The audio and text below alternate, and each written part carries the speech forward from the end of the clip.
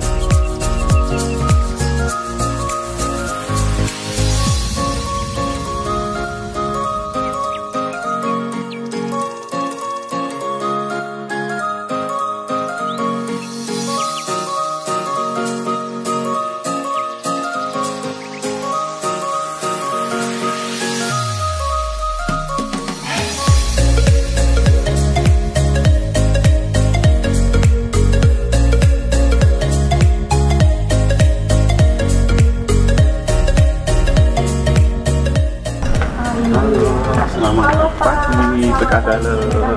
Mbak siapa sih? Sukma. Ya, Pak Anto dari pengurus. Pak Anto. Nah, pemirsa, jadi beliau ini akan menjelaskan sejarah Gua Maria Talanginsih di sini.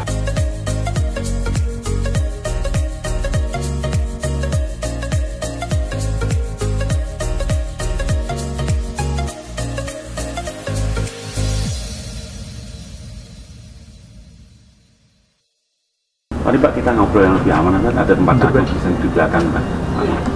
Oke Pak. Jadi memang Talanginsih ini berdekatan dengan pemukiman warga antara gang 9 sama gang 8. Karena memang sejak dulu dari Keuskupan Agung memang mendirikan seperti ini. Jadi seperti itu. Tapi sebenarnya dari tanah Keuskupan tuh sampai gang 9 sampai gang 8 ini. Namun kalau untuk mereka untuk diajak pindah kan memerlukan ganti ruginya, jadi kan banyak pengeluaran dari Keuskupan Agung. Jadi memang ya seadanya aja kita bangun seperti ini, jadi seperti ini aja. Mari Pak, kita bicara di tempat yang namanya Patung Pieta, tempatnya situ sejarah kita lebih enak.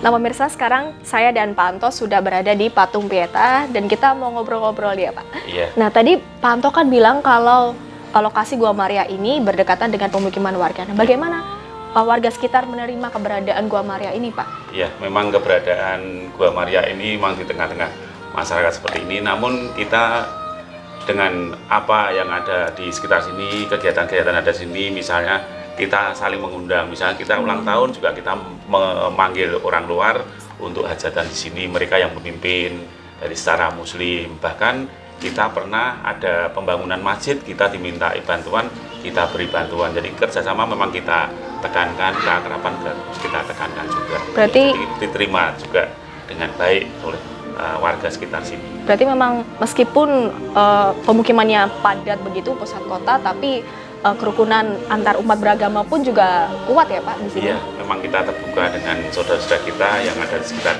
sini. Khususnya misalnya kita sebelum misa ada anak bermain sepak bola, dia mengerti kalau sudah jam 5 selesai gitu. Oh begitu. Ya, menyediakan tempat untuk parkir orang yang bisa. Oke. Iya. Lalu sejarah awal bagaimana Gua Maria ini dibangun seperti apa Pak? Iya, dari awalnya kan memang yang dibangun dari Kristus Rex namanya ini dulunya. Kristus Rex menjadi Kristus Raja Kapel dulu. Jadi di sini bukan karena kapel, secara umum namanya Gedung Serbaguna. Oh, Gedung Serbaguna. Serbaguna. Di samping sana sebelum dia Gua Maria ada, itu dulunya daun-daun pisang, pohon-pohon pisang dengan alang-alang seperti itu, alang-alang seperti itu, karena temboknya itu pendek sekali sehingga masyarakat di luar tuh kalau buang sampah seenaknya. Akhirnya daripada kita berpikir digunakan orang lain buat sampah, akhirnya buat apa ya? Akhirnya kita muncul tempat doa aja seperti itu. Di tempat doa kita bersih-bersih sekitar tahun 2008 kita bersih-bersih, terus 2009 baru dimulai pembangunan, akhirnya 2010 kita selesai, akhirnya ya jadi seperti ini Gua Maria. Jadi kita bersamaan warga khususnya di lingkungan Tegalsari sini kita gotong royong membangun supaya ada tempat untuk religi, untuk berdoa, kita lebih dekat dengan Tuhan Yesus, lebih dekat dengan Bunda Maria, kita berdevosi kepada Bunda Maria. Itu Mbak. Ya, tapi kan di sini ada kapel, ada Gua Maria, kemudian ada sekolah Katolik juga ya Pak? Iya, betul.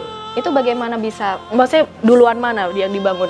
Dari kalau duanya kapel dulu. Oh, kapel dulu. Kapel dulu itu, terus baru sekolahan. Jadi ini memang semuanya tanah milik Keuskupan Agung Semarang. Namun pembagiannya untuk kapel sendiri, untuk sekolahan sendiri. Jadi begitu. itu memang perlu ada MOU dari Keuskupan dengan yayasan sekolahan yang ada. Oh, jadi begitu. kelihatannya 20 tahun sekali diperbarui gitu. Oke. Kerjasamanya. Ya. Lalu Pak, ada nggak sih kekuatan religi yang dimiliki oleh Gua Maria ini sendiri? Iya, sebelumnya saya ulangi Mbak, jadi memang untuk secara religi di kapel ini misa setiap Sabtu ya Mbak, setengah 6. Jadi seperti itu kegiatannya. Dan kalau tentang Gua Maria, memang dulunya memang Gua Maria itu sudah ada kolam, namun kolam itu sebenarnya untuk hiasan. Jadi kita beri teratai, pohon teratai tengah-tengahnya itu untuk hiasan. Namun setelah itu kok ada anjing datang, kakinya pincang, akhirnya masuk ke kolam itu. Terus naik kok, jadi jalannya seperti biasa. Jadi sembuh gitu ya? Sembuh ya, seperti itu. Ya, seperti itulah. Akhirnya setelah itu dengan pengalaman seperti itu, sebaiknya kita bersihkan aja. Akhirnya pohon-pohon teratai yang ada di situ, ada ikannya, kita bersihkan jadi kolam biasa. Terus ada pengunjung yang mempunyai riwayat asam urat, berdoa sambil kakinya diturunkan di air. Setelah itu besoknya dia merasakan ada mujizat penyembuhan juga dari orang juga. Seperti itu ya. Jadilah seperti itulah. Jadi akhirnya biasanya kan dari mulut ke mulut, akhirnya terkenal lah, maksudnya ya bukan terkenal tapi terus sambut penyambut, akhirnya banyak yang datang seperti itu.